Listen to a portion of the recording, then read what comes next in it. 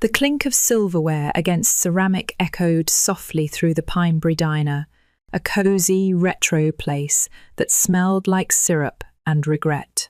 We'd been coming here for years, ever since Aunt Margaret decided Sunday night family dinners were our tradition, whether we liked it or not.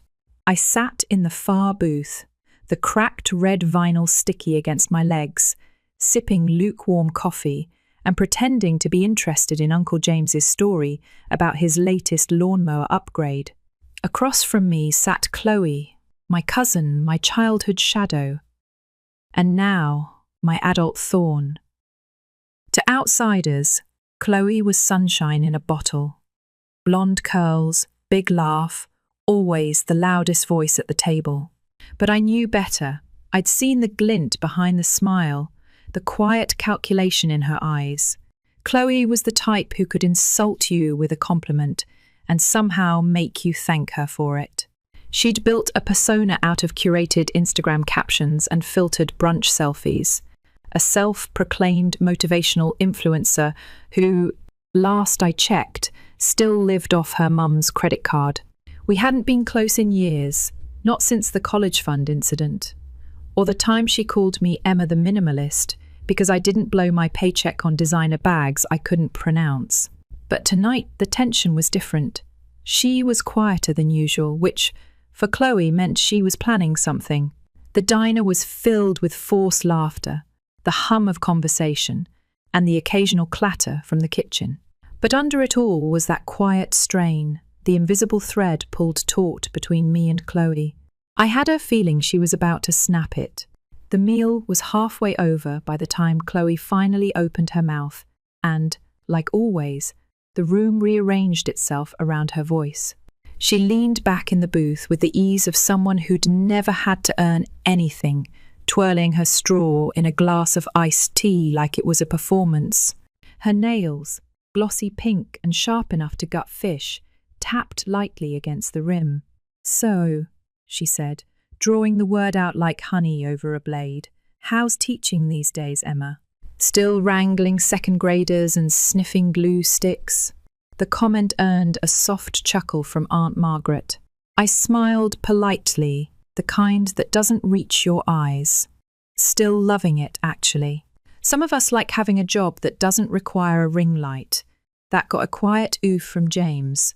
But Chloe only laughed, airy, unbothered. She was good at deflection, better at setting traps.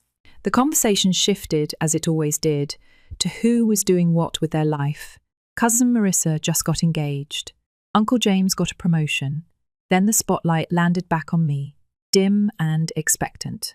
"So, Emma," Chloe said, her voice dropping half an octave into faux sincerity, "you must be doing really well, huh? I mean, teacher salary and all, but no kids, no husband, no dog even. That's a lot of disposable income, right?" There it was, a casual jab with a poisoned tip. "I do okay," I said coolly, dabbing my napkin at the corner of my mouth. "Enough to buy dinner at least." She smiled, not with her eyes, not even with her teeth. With calculation. "That's good to hear. Actually, that's kind of perfect. Because I've been thinking."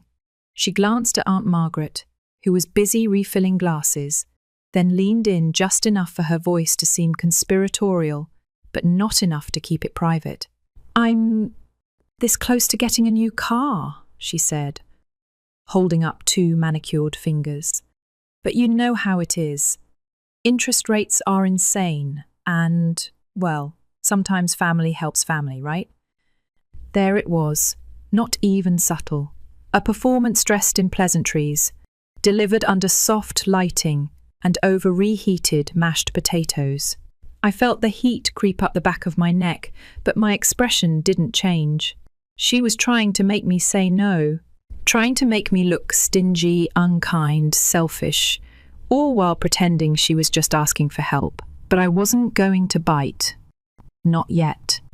I looked at Chloe, watching her pretend to hesitate, the way someone might fiddle with a napkin before delivering the punchline of a joke they'd rehearsed all week. Her eyes flicked toward Aunt Margaret and Uncle James again, making sure her little performance had an audience. "Emma," she said, drawing out my name like we were in a soap opera. I wouldn't ask if it weren't important. I sipped my water, letting the silence do what it does best, make people uncomfortable.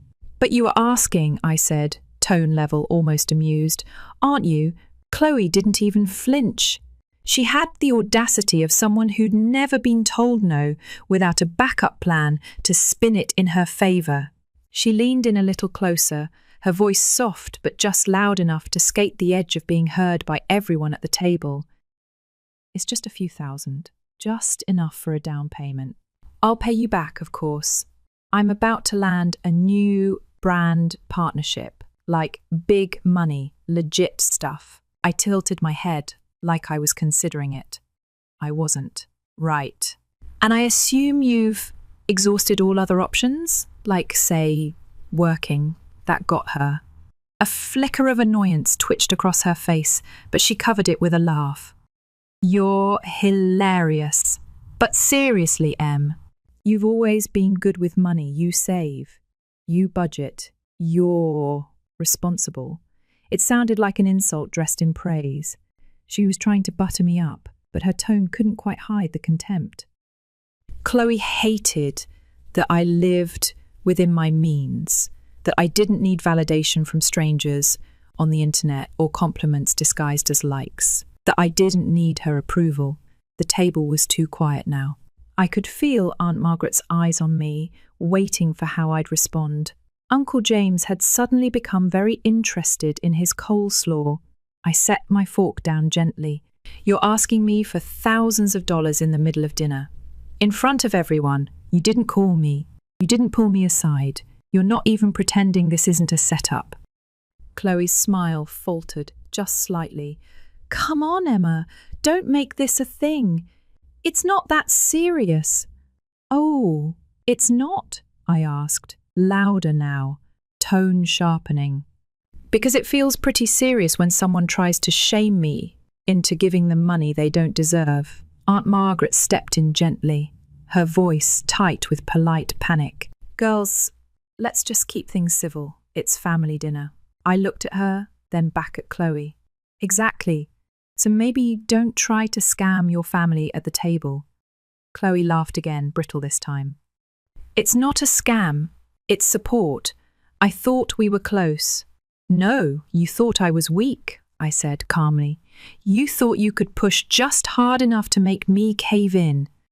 But you've misjudged me, Chloe." Again. And then I pulled out my phone. I hadn't planned on doing it. Not tonight, but something about the smug tilt of her chin, the calculated glances she kept throwing around the table. It was too much. I was tired of the pretending. I scrolled for a few seconds, then turned the screen toward her. The message glowed bright in the dim light of the diner. Her eyes widened the moment she saw her own words. "Emma thinks she's so superior just because she's not broke. Whatever. She's boring as hell and clings to that teaching job like it's a personality trait." There was more. Screenshots of texts she'd sent to a mutual friend, mocking me, calling me emotionally stunted and easy to manipulate. "You've been talking about me behind my back for months," I said evenly. "Trash talking me. Lying, but the moment you need something. Suddenly I'm your favourite cousin again." The table had gone completely silent.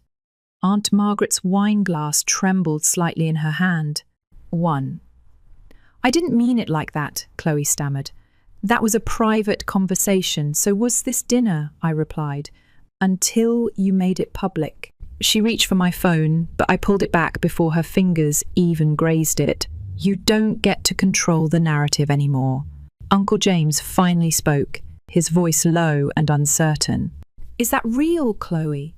She didn't answer. She couldn't. The power shifted in that moment. I saw it in her posture, shoulders that usually stood too straight, now hunched. A voice that always rang out clear, now fumbling through excuses. "I thought we were past this petty drama," she tried again, quieter now. "I just needed some help." "No," I said, voice like steel. You needed a target, and you chose me again. The silence that followed wasn't awkward. It was cleansing. The waitress came by to top off the coffee cups.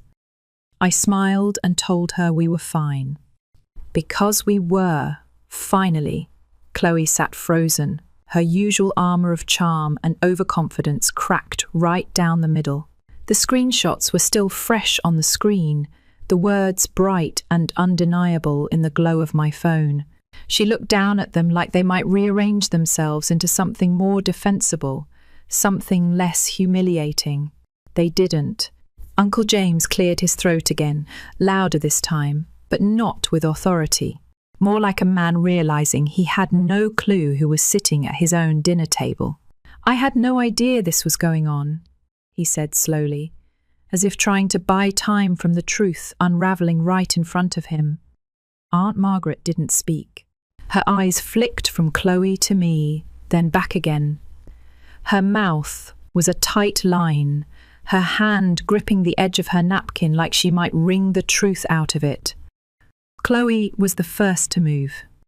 She reached across the table again, not for the phone. That chance had passed, but with both palms turned upward, as if pleading for me to forget everything. "Emma, please," she said. "It was just a stupid conversation. You know how people talk when they're frustrated. I didn't mean half of it. I was venting. You were planning," I said. "You don't just call someone easy to manipulate by accident." A ripple moved through the booth as that phrase landed. Easy to manipulate. It wasn't just the insult, it was the admission, the intent. Chloe wasn't thoughtless. She was deliberate. She wasn't just entitled. She was strategic. I took a breath and leaned back, letting the weight of the moment sink in. "You didn't just lie about me, Chloe," I said, quieter now, "but sharp. You lied to me, pretended to be close, called me your favourite when it suited you, then dragged my name through every conversation that didn't include me. And now that you need something, you show up at dinner and play the poor me card." She opened her mouth, then closed it again. It was the first time in years I'd seen Chloe truly speechless. Aunt Margaret finally spoke. "Chloe, is that really what you said?" There was something raw in her voice. Not anger, exactly.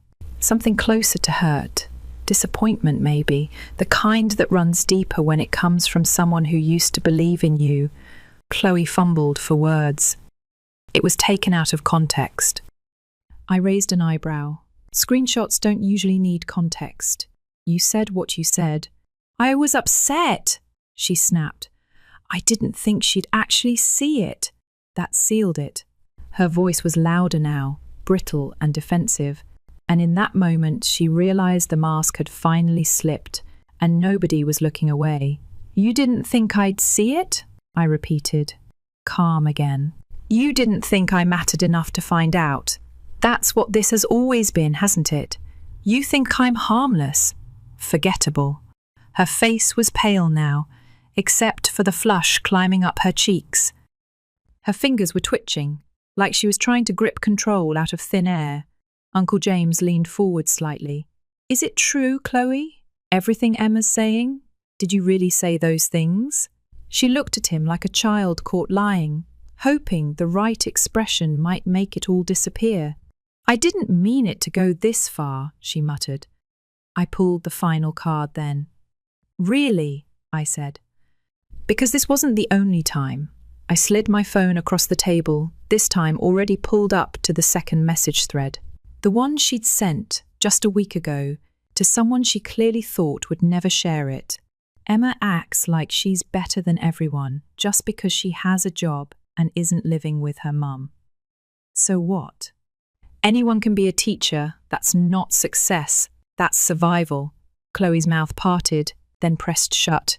The message hung in the air like fog, slow and heavy. I looked up at her, my voice softer now, not out of mercy, but finality. "You know what hurts most, Chloe? It's not the words. I've been insulted before. It's that I actually believed you cared. That maybe we were rebuilding something. But you were never trying to reconnect. You were staging a con with a hug and a dinner invitation. She tried again, this time with false softness. Emma, come on, we're family. I let out a small laugh. So now it's about family? When you wanted something, it was family. When you trashed me behind my back, it was content. Nobody spoke after that. Aunt Margaret looked like she was unravelling slowly, her eyes glossy, her mouth slack with disbelief. Uncle James sat back in his seat, arms crossed, his gaze distant, like he was doing the math on all the times he'd dismissed something I said. And Chloe, she was shrinking. This wasn't the kind of humiliation that came with shouting or drama. It was quieter than that, more cutting, like a mirror being held too long to a face that no longer recognized itself. I could have walked away then, could have let the silence do the rest. But there was one more thing. I looked Chloe straight in the eye. You keep calling me boring, I said. But it's funny, I never needed to perform to get attention.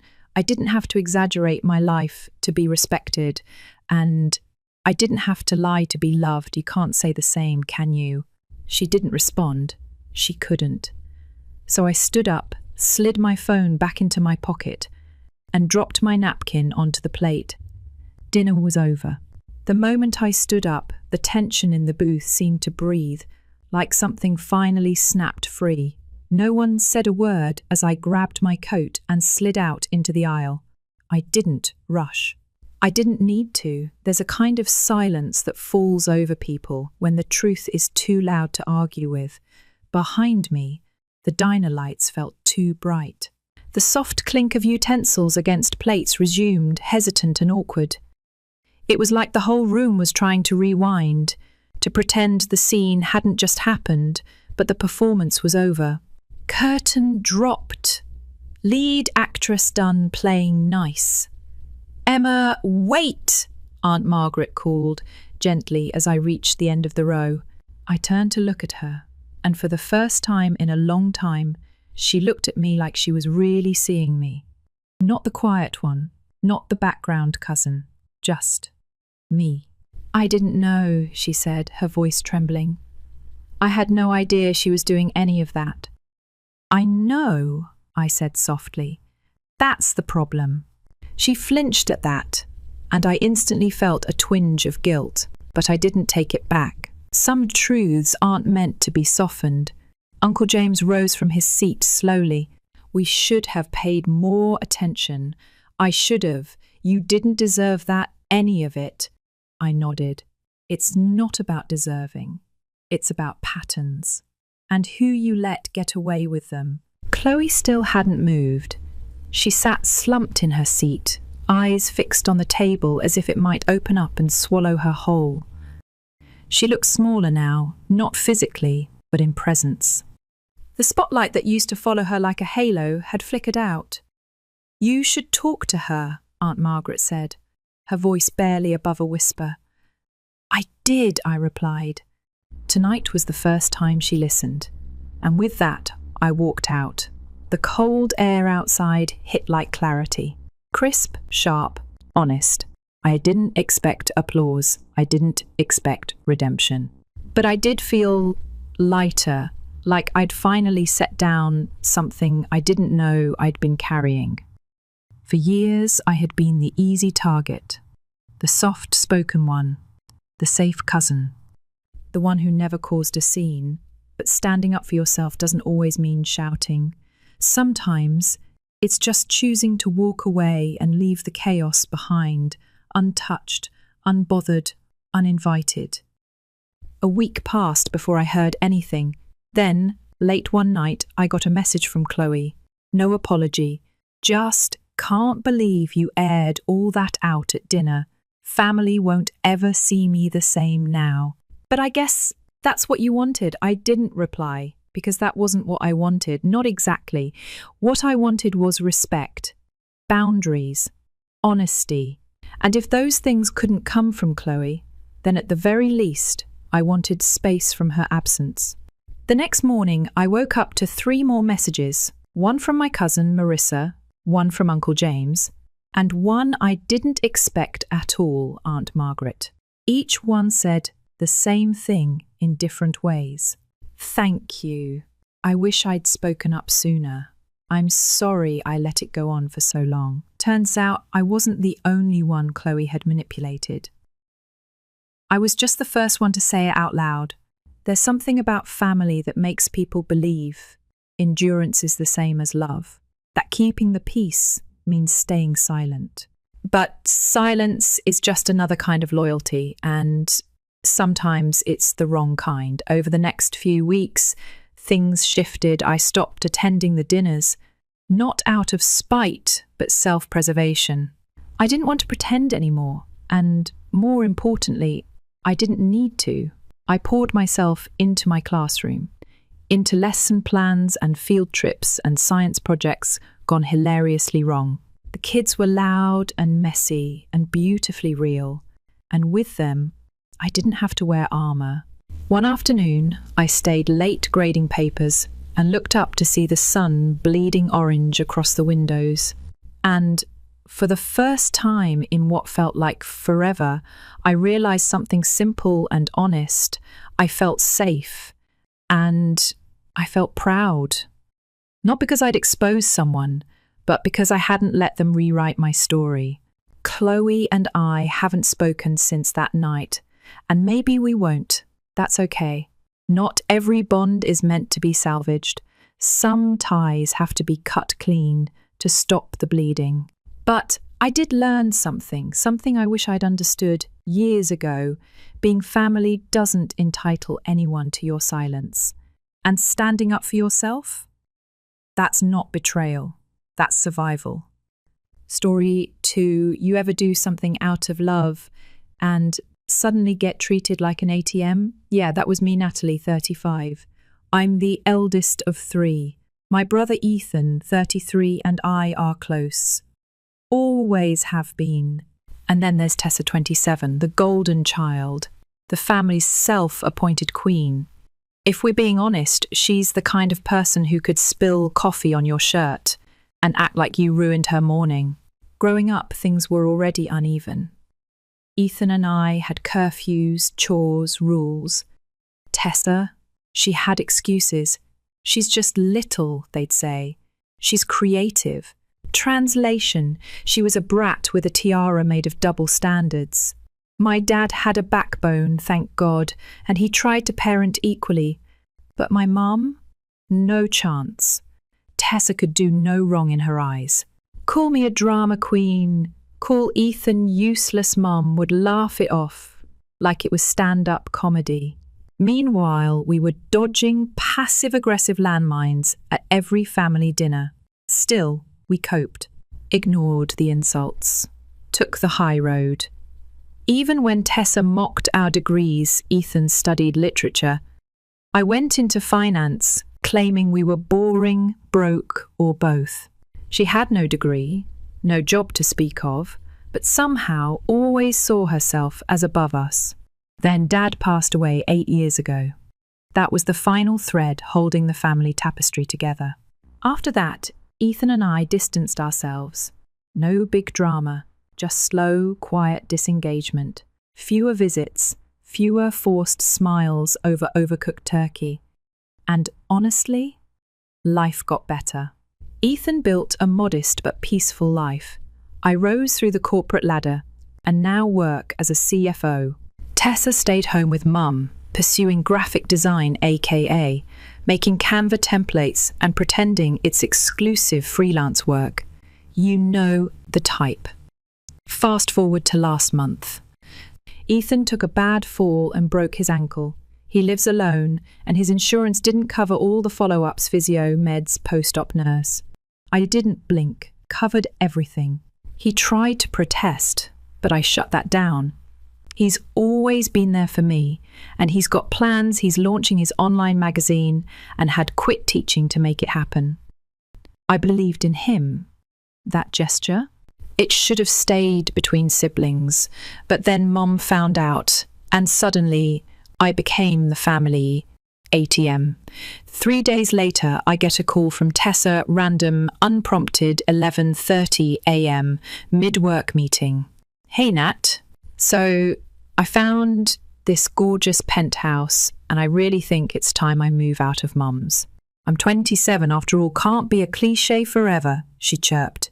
Anyway, I can cover half, but I need help with the rest. Since you helped Ethan, I figured it's only fair, right? I thought it was a joke. It wasn't. This is someone who barely acknowledges me unless she needs something. Someone who spent a decade making digs at me for being too career-focused to find love. And now she wanted me to fork over 6 figures because she's embarrassed to still live at home? I told her flat out, that's not going to happen. She tried pulling the guilt card. You helped Ethan. Yeah. Ethan, who checks in on me, who remembers birthdays, who helped me move apartments in the pouring rain. Ethan, who's trying to build something with real sweat equity, not someone playing house on Instagram. I hung up mid-rant. Then came the real call. My mum. Furious. You're being selfish, she snapped. Tessa's been looking for a place for months. She came to you because she trusts you. Trust. Please. She went on about how Tessa, honestly, they blur together, needed to move out for her mental well-being, how my uncle refused to help, how Mum was tired of supporting her alone. And I told her, then maybe it's time for Tessa to get a real job. Cue meltdown. I didn't yell. I didn't defend myself. I just calmly said I wasn't responsible for enabling Tessa's delusions. If she wanted a penthouse, she could afford one, or move in with her imagination, where she's apparently a full-time designer with a client list longer than my LinkedIn profile. Mum told me, if you keep this up, don't expect to be part of this family. I laughed. You mean the family that forgot I existed unless they needed money? Then I said the quiet part out loud. If you're picking favourites, so am I. And spoiler, I choose Ethan.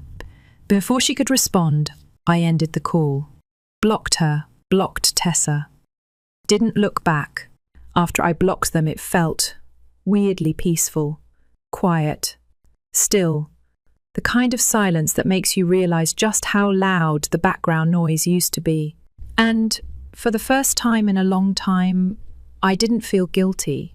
I felt free. I told Ethan everything, how Tessa had the audacity to ask for a penthouse like she was ordering room service. How Mom lost it when I said no. He wasn't even surprised. She really thought you were going to say yes? He asked. Yep, dead serious. We were sitting in my apartment, his leg propped up on a pillow, remote in one hand, coffee in the other. He looked at me for a second, then just shook his head. She's never lived in the real world. She wouldn't last a week paying for her own Wi-Fi. We laughed about it, but there was still this heaviness underneath. Tessa wasn't the problem. She was the product. The real issue? Our mum. I think Ethan put it best when he said, she doesn't love fairly. She loves loudly, but only when it's convenient. It hit hard because it was true. Dad was the glue. After he passed, there was no reason to pretend anymore. He used to balance things out. Used to call out Tessa's nonsense, gently but firmly. But with him gone, it was just chaos and blind favoritism. And now, apparently, Mum was doubling down. A week later, Ethan and I got a call from our Uncle Dad's younger brother. Runs the family business now. Solid guy. Always kept his nose out of the drama, but when he reached out, you knew it was serious. Your mum's trying to transfer half her shares in the company to Tessa, he said. And she's demanding that Tessa gets voting rights. I almost dropped my phone. Let me back up. Dad's company, small but stable, was the one thing he built from scratch. After he passed, Mom inherited his equity, but everyone knew she wasn't interested in running it. So Uncle Rick took over. It worked. Until now? Wait, voting rights? I asked. Yes. She wants Tessa to be involved in operations. That's rich. Tessa can barely keep her phone charged. She once forgot to submit her own freelance invoice and blamed the client for not reminding her. She can't run a group chat, let alone a business. Uncle Rick sighed. I know, but your mum's pushing hard, and I can't fight her alone. So Ethan and I agreed. One last conversation. One last attempt to stop this before she burned the entire company down out of spite. We showed up at Mom's place. Tessa answered the door like we were Jehovah's Witnesses trying to sell her something. Wow, look who decided to show up. We ignored her. Mum was in the living room, sipping tea like we hadn't just blocked her 2 weeks ago. Classic. Let's just get to the point, Ethan started. We know what you're trying to do with the company, and we need to talk. She didn't even flinch. I'm doing what I think is right. Giving Tessa voting rights isn't right. It's reckless, I said. Tessa jumped in, of course. Dad built that company for all of us. No, he didn't, I snapped. He made it very clear Uncle Rick runs the business. We all agreed. You were too busy editing filters on your design portfolio to care back then. Mum's face went stiff. You don't get to come here and lecture me after disrespecting this family, she said. I'm not here for a lecture, I replied calmly. I'm here because Dad didn't want this. And you're using his company to bribe Tessa into staying by your side. That stung. I saw it in her eyes. Tessa went off. You're just jealous. You've always been jealous.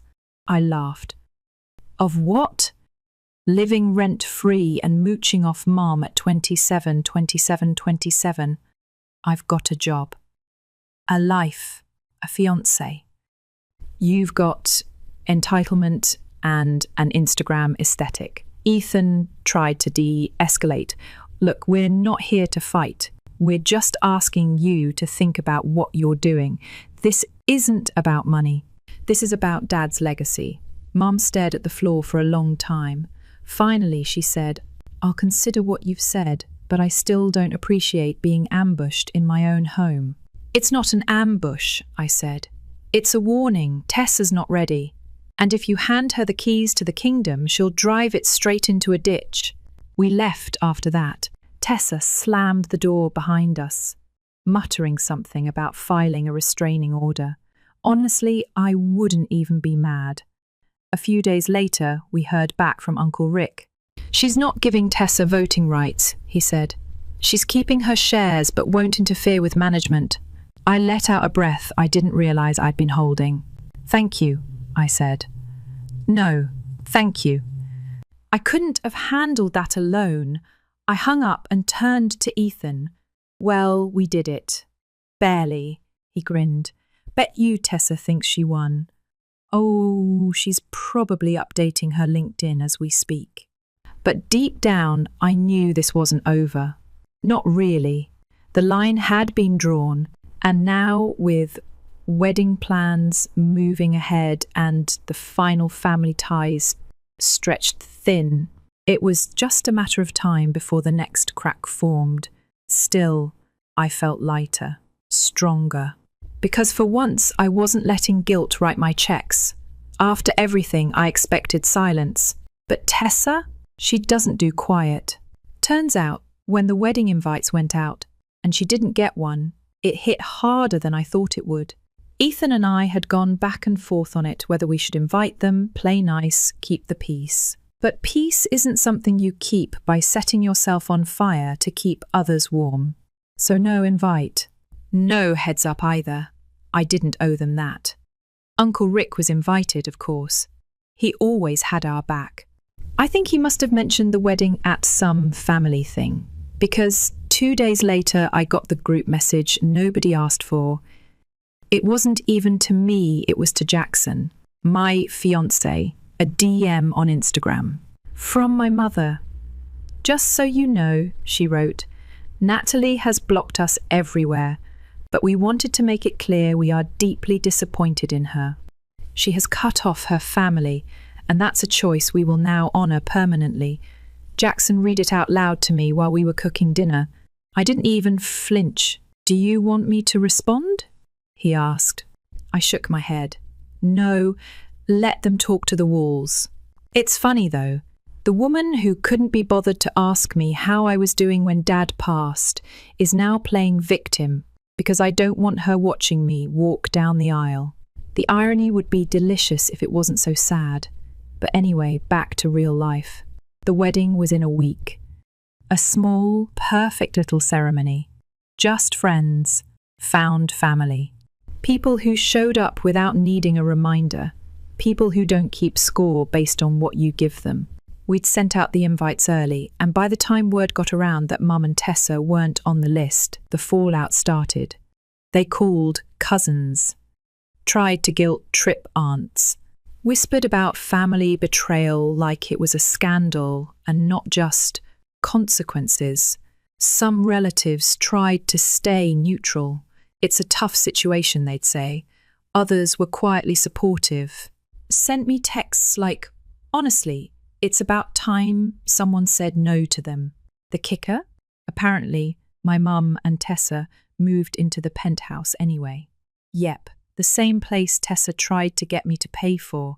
They rented out our old family house, and with that income, plus the shares Mum refused to touch until now, they somehow scraped together enough. And now Tessa's pretending she chose to keep living with our mother.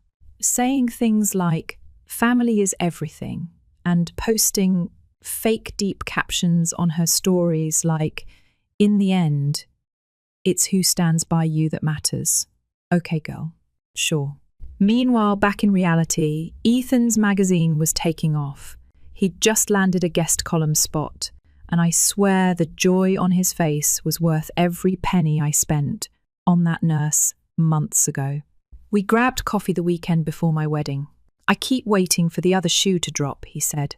"It already did," I told him. "We just decided not to pick it back up." And honestly, that was it. The wedding came.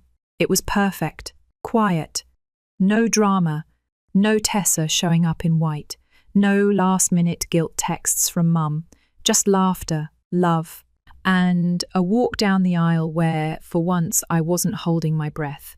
Jackson looked at me like I was the only person in the world, and for the first time in forever, I believed him. We danced under string lights. We toasted with real friends. And we ended the night with peace, not performance. Afterward, people asked if I missed them, if I wished things had been different. And I'll be honest, there was a time I would have said yes. But you don't grieve a family that never showed up for you. You grieve the version of them you made up in your head just to survive. That version? I buried her a long time ago. Now I've got a husband, a future, a real shot at joy. And no, my mother and sister aren't part of that picture. But that picture, it's still beautiful. Story 3, I was the last to arrive at the attorney's office that morning. Everyone else was already seated: my mum, Dad, my older sister Alyssa, and my little brother Darren, who barely glanced up from his phone. The room smelled like stale coffee and tension. I wasn't expecting much from the reading of my grandfather's will, but I thought maybe something. A family watch, a handwritten note, closure. Instead, I got a $1 bill. The attorney said it's straight-faced, but even he paused awkwardly before sliding the envelope toward me. "To Emily," he read. $1. No one said a word. Alyssa smiled. My mother looked down at her lap like she hadn't known. My father gave a tight-lipped nod, as if confirming it was all very reasonable. "And Darren?" he snorted. "Don't spend it all in one place," he said, chuckling like he was the next Dave Chappelle. I stared at the bill, crisp and lonely inside that white envelope, and I felt the heat rising in my chest. But I didn't cry. I didn't scream. I just nodded. tucked the dollar into my bag and walked out. The truth is, I wasn't shocked. My grandfather, Harold, never liked me.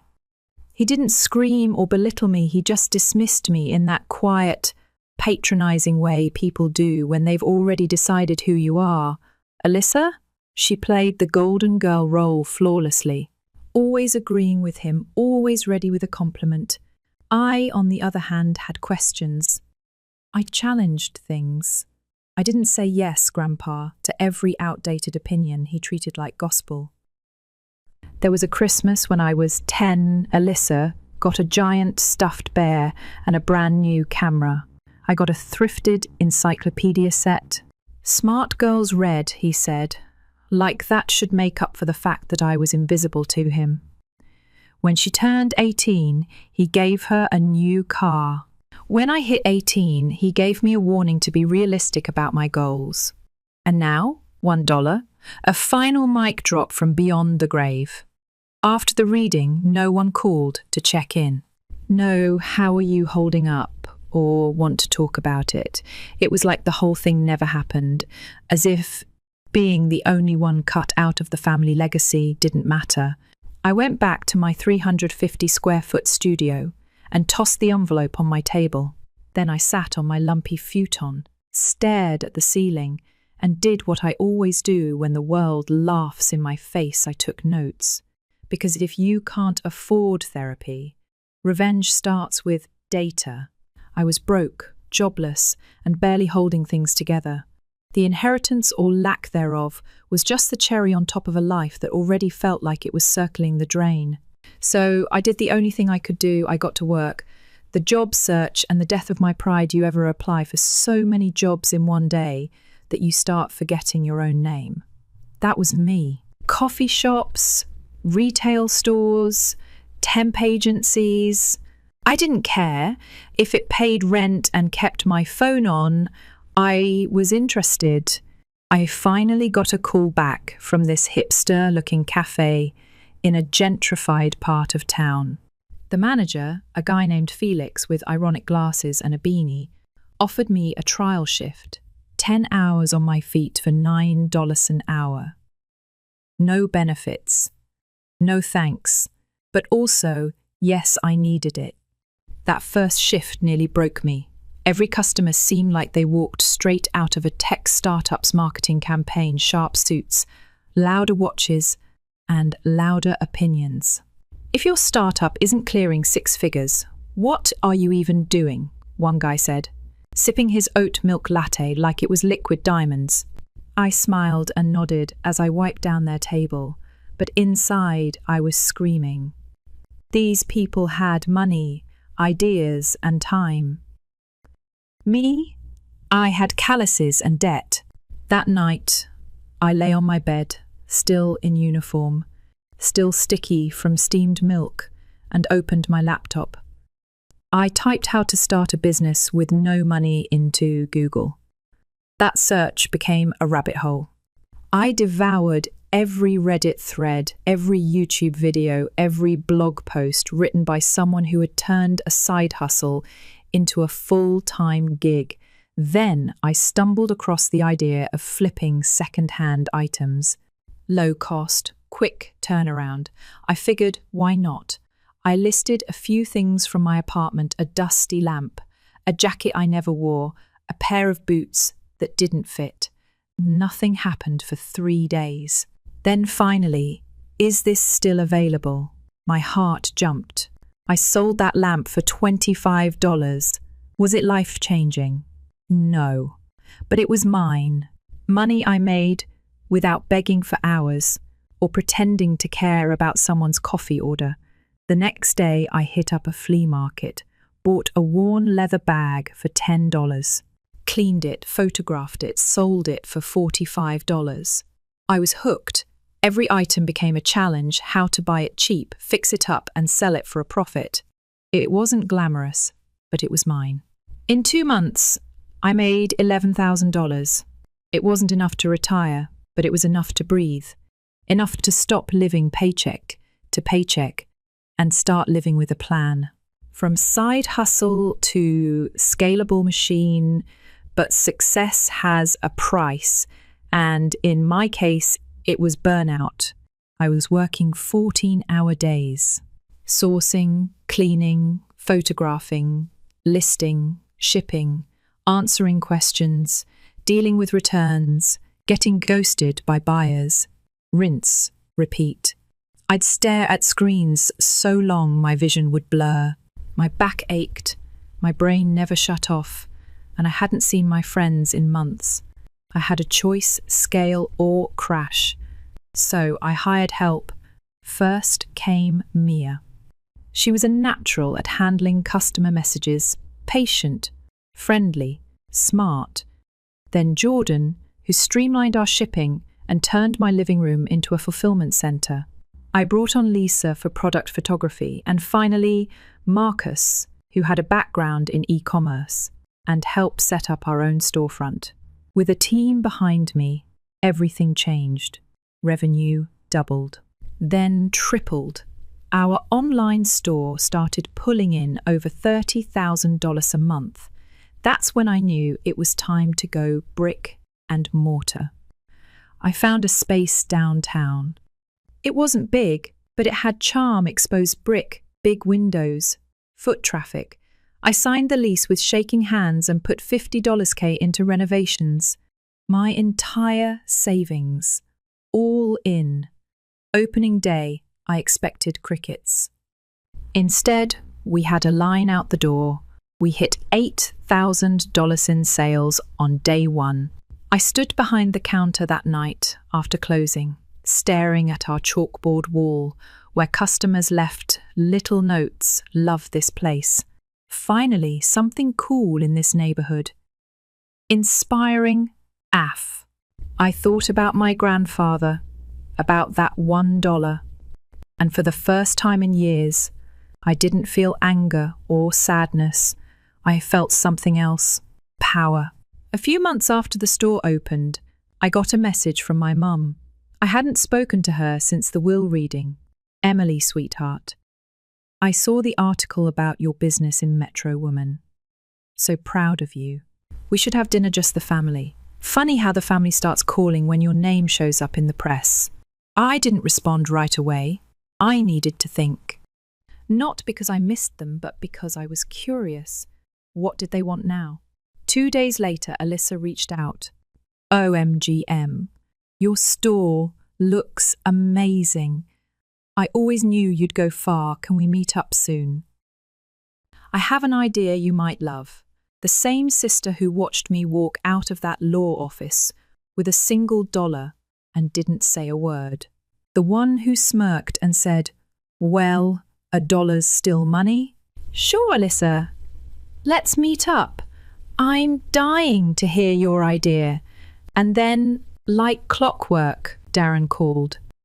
This was the guy who laughed the loudest during the will reading. He had a new tone now. "Hey, Em, heard your business is growing like crazy. That's awesome. Actually, I know an investor who might be interested in helping you scale. We should talk." Ah, yes. Suddenly, we're siblings again. Suddenly, Darren's got connections. I ignored the calls at first. Let them stew.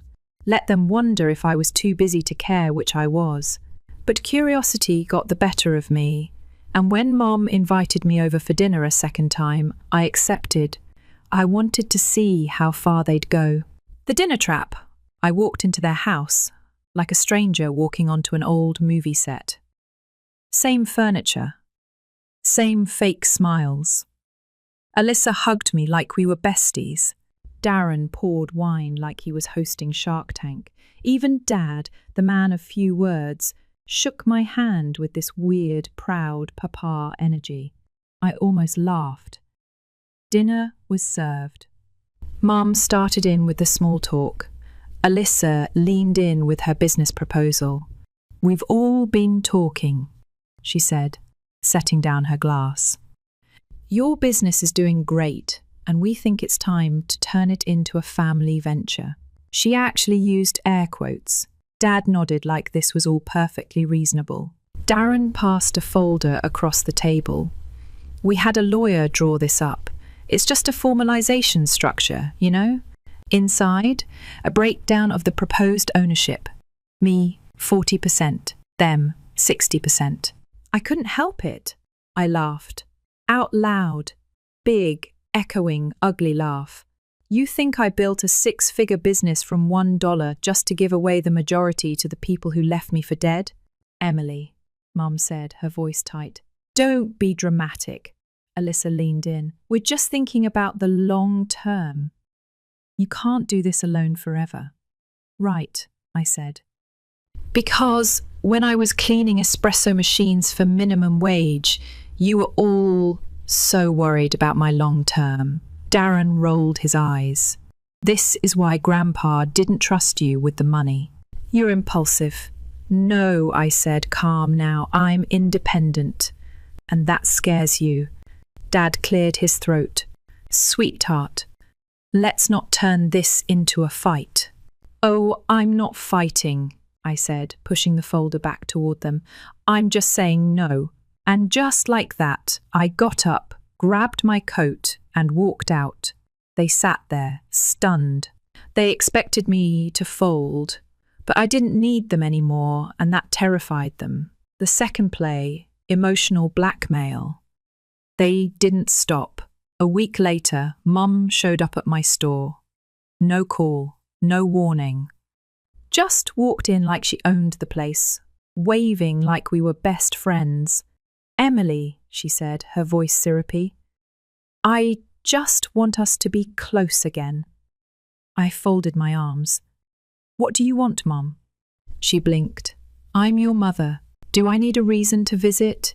You do now. She paused, like she didn't expect that. Then she sighed. We've been thinking. Maybe it's time you came back to the family. We're stronger together. I stared at her. You mean now that I'm successful, I get to be family again? Sweetheart, don't see it that way, she said. We all make mistakes. You didn't make a mistake, I said. You made a choice. All of you did, she sniffed. You've become so cold. No, I said. I just finally stopped begging to be included. Then came the guilt trip. We raised you. We gave you everything. You gave Alyssa everything. You gave Darren everything. Me, you gave me a dictionary and $1. She left after that.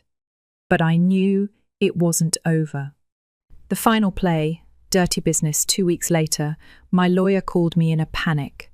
They're trying to register a business under a name nearly identical to yours. Same branding, same slogan. It's blatant. My stomach dropped. So this was the plan. If they couldn't own my business, they'd create a knockoff to confuse my customers, undercut me, damage my reputation. I filed for emergency injunctions. Trademark paperwork, cease and desist letters. I wasn't going down without a fight. Then I called Alyssa. She picked up like nothing was wrong. Hey, Em, long time. Cut the crap, I said. You're stealing my name. It's not your name legally, she said. We just wanted to start something similar. There's room for all of us in this space. No, I said. There's room for people who do the work, not vultures waiting to swoop in once the feast is set. Wow, she said. You've really changed. No, I said. I finally became the person you were all afraid I'd turn into someone who doesn't need you. Click. The collapse begins. By the time the legal dust settled, I had blocked their knockoff business, sued for trademark infringement, and sent warning letters to the bank they tried to use. They couldn't get a loan, they couldn't register the name, they couldn't even get a business email domain without hitting my copyright. And then came the best part. The money was gone. Turns out the inheritance hadn't gone far. Alyssa had been burning through it on luxury vacations and bad investments. Darren, crypto and networking retreats. My parents? 2 failed rental properties and a new boat they never figured out how to dock. Now they were hemorrhaging cash. Their big idea was supposed to save them. my business, my work, my $1 miracle. But it was never theirs to take. Months passed. I poured everything into my business, my real family now, my team, my customers, the community that cheered me on when nobody else did. We opened a second store, then a third. I didn't hear from my birth family after the lawsuits. Not a text, not a call, nothing. Until one cold morning, I stopped into this little cafe near my second store. I needed something warm, something quiet before another long day. And there she was, Alyssa, sitting in the back with a lawyer. She looked thinner. Makeup couldn't hide the stress carved into her face. Her voice carried across the room, low and urgent. Papers scattered on the table. I saw the bold letters on top of the stack, foreclosure notice. I ordered my coffee and walked straight to her table. She looked up and froze, like she'd seen a ghost. I smiled, easy and calm. "Hey, Alyssa." Her mouth opened, closed. "Emily, what are you having coffee?" "You." She didn't answer. I glanced at the paperwork again. "Looks like the inheritance didn't stretch as far as you thought." Her lawyer shifted uncomfortably. Alyssa clenched her jaw. "This isn't your business. It was. You tried to make it yours, remember?" I let the silence sit for a moment. Then I leaned in. "Funny, isn't it? You all laughed when I was given a single dollar. And now, here you are with nothing." I didn't wait for her reply. I just walked away. Reckoning doesn't always come loud. I didn't dance when they fell. Didn't post a victory speech or pop champagne. That's not who I am. But I'd be lying if I said I didn't feel something when the truth finally caught up to them. It wasn't joy. It wasn't even revenge. It was peace. Because now they couldn't rewrite the story. No one could say I was lucky. No one could say I owed them anything. They left me with $1 and a smirk. And I turned that into something they couldn't touch. Comments, closure, and complicated feelings. When I first shared my story online, I didn't expect it to blow up. I thought maybe a few people would read it, relate, maybe even message me about their own messed up families. Instead, thousands of people responded. Some cheered me on. Others called me heartless. Said I was bitter. Said family is family. Let me say this family isn't just blood. Family is who shows up, who listens, who lifts you up when you're face down in the dirt. My birth family? They left me when I had nothing, ignored my pain, laughed at my struggle, and only came back when I became useful. So no, I don't feel bad for drawing the line. I don't feel bad for choosing myself. Am I still angry? Sometimes. There are nights I wake up thinking about it. Not the money, not even the betrayal. Just the quiet moments the birthdays ignored, the pride they showed for everyone but me. I remember the little girl who tried so hard to be seen. Who thought if she got straight A's, they'd finally care? Who stayed quiet at dinner because her opinions always led to eye rolls? I still carry her with me, but I'm not her anymore. I'm the woman who built an empire from nothing, who learned to stand on her own, who stopped waiting to be chosen and started choosing herself. The final word my lawyer called last week. The lawsuits are officially closed. My trademarks are protected. Their attempts to copy me are legally dead in the water. The best part? My business now helps other women start theirs. We run free workshops, we mentor young sellers, we give microloans to new entrepreneurs from underfunded communities. That dollar? It was never about the money. It was about power, about being told you are worth exactly nothing and proving them wrong. And if they ever ask me again, if they ever knock on my door one day, desperate, broken, needing help, I don't know what I'll do. Maybe I'll offer them a seat. Maybe I'll hear them out. Or maybe I'll open my wallet, slide a crisp dollar across the table and smile. Don't spend it all in one place. And just like that, I'll walk away, peaceful, whole. Because in the end, the only inheritance I ever needed was my own damn grit.